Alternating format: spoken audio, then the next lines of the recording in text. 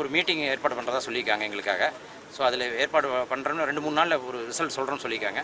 அதுக்குண்டான கோரிக்கை கொடுக்க சொல்லியிருக்காங்க. அது கொடுக்கலான்னு முடிவு பண்ணிக்கிறோம். அது திருப்தி வர முடியலன்னா மிகப்பெரிய அளவு போராட்டத்தை எடுப்போம். சட்ட ஒழுங்கு பாதிக்குங்கிறத இன்றைக்கே நாங்கள் சொல்லிட்டு வந்துட்டோம்.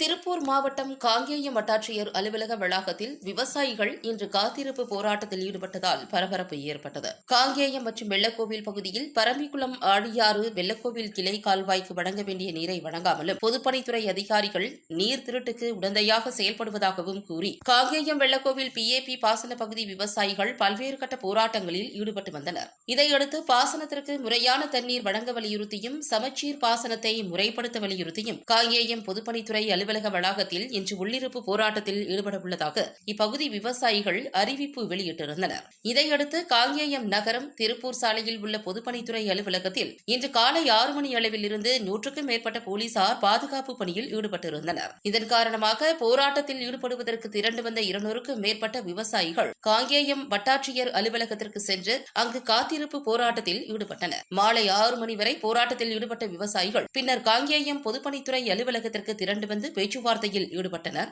காங்கேயம் வட்டாட்சியர் மோகனன், காங்கேயம் DSP மாயவன் ஆகியோருடன் PAP வெள்ளக்கோவில் கிளை கால்வாய் நீர் பாதுகாப்பு சங்க தலைவர் வேலுச்சாமி உள்ளிட்ட விவசாயிகள் பேச்சுவார்த்தையில் ஈடுபட்டனர். இதில் காங்கேயம் மற்றும் வெள்ளக்கோவில் பகுதிக்கு முறையான பாசன நீர் வழங்குவது தொடர்பாக திருமூர்த்தி அணை, பொள்ளாச்சி, உடுமலை, காங்கேயம் ஆகிய பகுதிகளின் பொதுப்பணித்துறை மற்றும் வருவாய்த்துறை அதிகாரிகளுடன் காங்கேயம் வெள்ளக்கோவில் பகுதி விவசாயிகள் தங்களது கோரிக்கைகளை அளிப்பது தொடர்பாக சந்திப்பு கூட்டம் நடத்துவதற்கு ஏற்பாடு செய்யப்படும் என அதிகாரிகள் தரப்பில் தெரிவிக்கப்பட்டது. இந்த பேச்சுவார்த்தையில் எவ்வித முன்னேற்பாடும் எட்டப்படவில்லை என்றால் பொதுமக்கள் மற்றும் விவசாயிகளை திரட்டி மிகப்பெரிய போராட்டம் நடத்தப்படும் எனவும் அதில் சட்டம் ஒழுங்கு பாதிக்கப்பட வாய்ப்புள்ளதாகவும் விவசாயிகள் சங்கம் சார்பில் தெரிவிக்கப்பட்டுள்ளது. பின்னர் விவசாயிகள் உள்ளிருப்பு போராட்டத்தை கைவிட்டு அமைதியாக கலைந்து சென்றனர். இந்த பேச்சுவார்த்தையின் போது காங்கேயம் காவல் ஆய்வாளர் விவேகானந்தன், வெள்ளக்கோவில் ஆய்வாளர் ஞானபிரகாஷ் மற்றும் காங்கேயம் பொதுப்பணித்துறை அதிகாரிகள் உள்ளிட்டோர் உடனிருந்தனர்.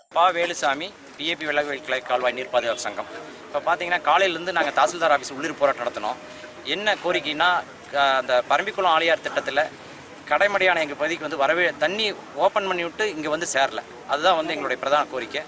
கடும் வறட்சி இங்கே, ஆனால் தண்ணி டேமில் போதுமான அளவு இருக்குது.